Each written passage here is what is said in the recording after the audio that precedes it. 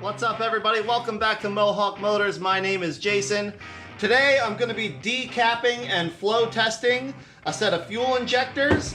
I have these 8 here that are spares. I have another 8 that are actually in the 60 CUCV right now.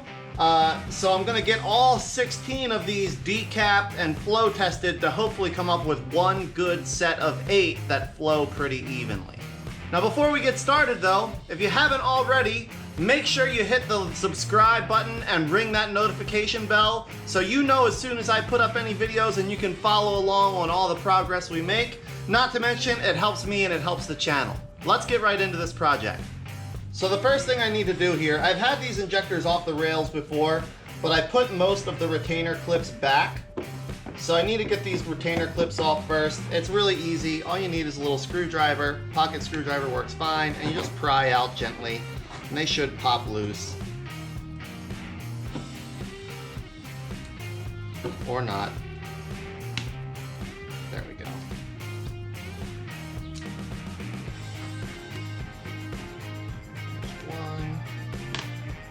Now, I'm going to save these because I need to use these fuel injector rails, these fuel rails, for my flow test setup also.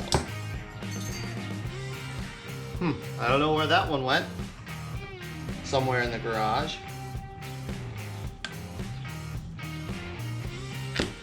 What do you think the odds are that I'll be able to walk over there and find it? Probably about 0%. Fortunately, I know the truck still has 8 on it. And I have a couple other spare fuel rails around here too, from engines I've sold without the intake manifold on them. So I should be able to, I should have plenty of those little retainer clips. So once you get the retainer clips off, you need to get your injectors out of the rail. And I find if you just wiggle in kind of like a weeble wobble circular motion, they come out pretty easy, and usually it doesn't tear the O-ring. 8. Okay. Got all 8 injectors out. Now I am going to use these fuel rails for my flow test setup, but for the time being they can just be set out of off to the side somewhere that they're not going to get showered and covered in sparks. Once you have all your injectors, next thing I like to do is just remove the O-rings. So a little pocket screwdriver works nicely. Get both of your O-rings pulled off.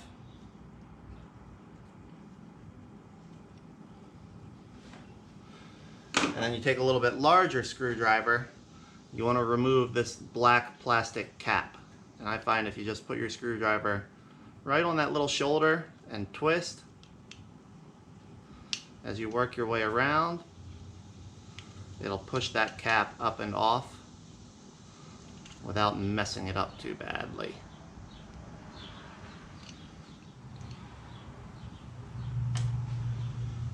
And you have your nice injector ready for the next process. I've got the O-rings and cups off of all of the injectors, all 8 of them. So the cap is this little piece right on the very end of the injector, and they're welded on. I don't know if you can see the ring where it's welded or not. But the way you get these off is take a grinder.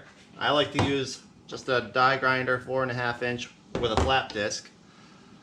You're gonna ever so gently and slowly grind off the tip of the injector until you get that weld off of there.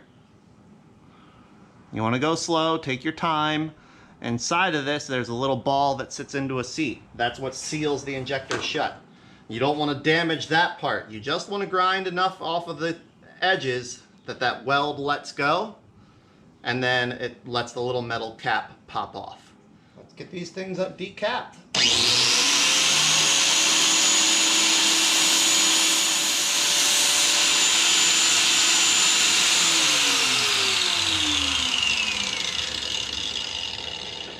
And there we go, there's the first one. Now you can see the difference. This is the one that's decapped, and this is one that I haven't done yet. The stock injector has the 2 little orifice holes. The decapped injector, it's just wide open from the plunger ball.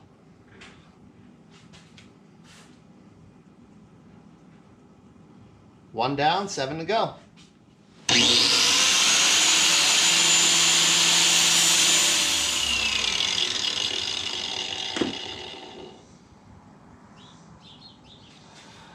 There we go. All 8 injectors decapped, ready to be flow tested. Okay, I'm ready to give this thing a shot. I've got fuel in the bucket, injectors plugged in and connected, wiring all hooked up. Let's see if it works.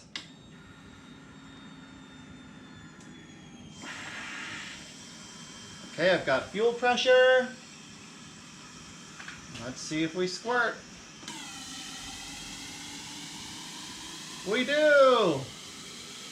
So I'm gonna pulse these a few more times, just make sure everything's clean and clear and working the way it's supposed to.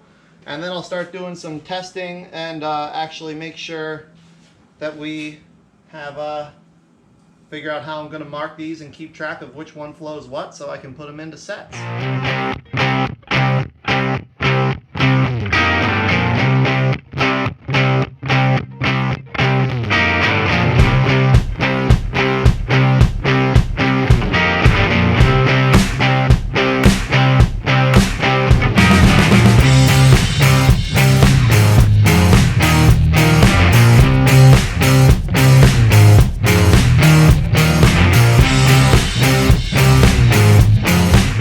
Alright everybody, so I'm testing the second set of injector, well the next 4 injectors here. Let me show you why it's important that you either test them yourself or get them tested.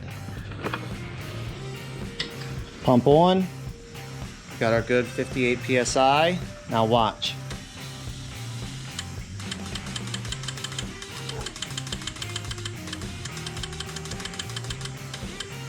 We've got 1 injector just trickling. We've got 1 spraying pretty well. And we've got 2 that don't do anything.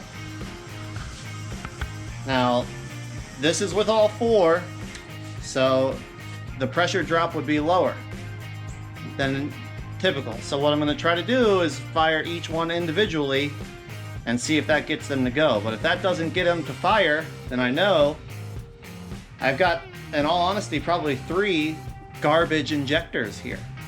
Had I not done this test and just thrown them into the truck, I'd have probably had 3 dead misses.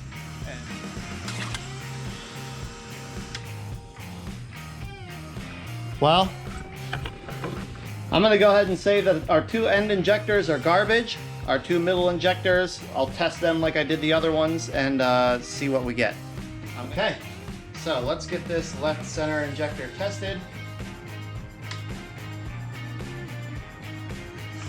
All right, there we go. We're up to pressure, 58 PSI, and go.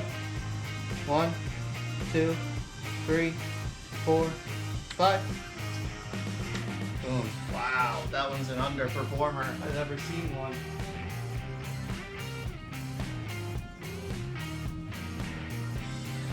Like 49. All right, well, I guess that means the next thing I need to do is go get the other set of injectors pulled out of the truck. All right, so I got all 8 injectors that were in the truck pulled out. I know that these injectors all fire, so hopefully I have enough of them that all flow about the same that I can get a good set of 8 out of all of these. So I'm going to get these taken apart, decapped, and tested just like I did the other ones, and then I'll bring you back. All right, these are all flowing very similarly, firing 4 at once. So get my graduated cylinders emptied out here and start testing one at a time and see what they flow. Okay, let's start out just with the one here on the left. Up the pressure, get our clock going here.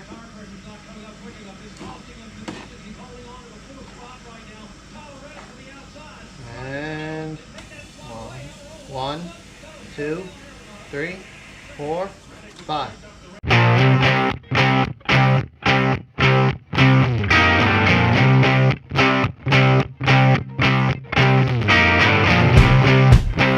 All right, everybody, we got all of our injectors flowed out. We didn't have any more failed or garbage injectors.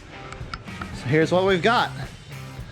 At 58 PSI, this is what these injectors flow. And the nice thing is I have multiples that flow the same amount, so I'll be able to pair them up on companion cylinders. So the two best injectors I have that flow the same are these two. They both flowed 85.71 pounds per hour. So I'm going to put these two in cylinder 8 and cylinder 7. Then I had 4 rather, that flowed 83.43 pounds per hour. So I'm going to put these in cylinders 4 and 6 and 3 and 5. And then I had another pair, these ones right here and right here, that flowed 82.23 pounds per hour. So I'm going to put those two in cylinder 1 and cylinder 2. So the computer obviously doesn't account for the intricacies of each injector's flow rate. It just pulses them all the same at X RPM and X manifold pressure. But by using these injectors that flow just a little bit better at the rear of the engine, it's going to make the cylinders at the rear of the engine run the richest, and then just slightly leaner towards the front. But again, we're talking about, you know, hundredths of a percent of air-fuel ratio. So not a huge difference, but enough that it might just make the engine run a little bit better and last a little bit longer. So now I got to get them put back in the truck. Okay, everybody, well, I'm going to get my freshly flowed and matched injectors put in, and I'm probably not going to be able to start the engine today because those injectors are going to flow substantially more fuel than they used to. It would be just insanely rich.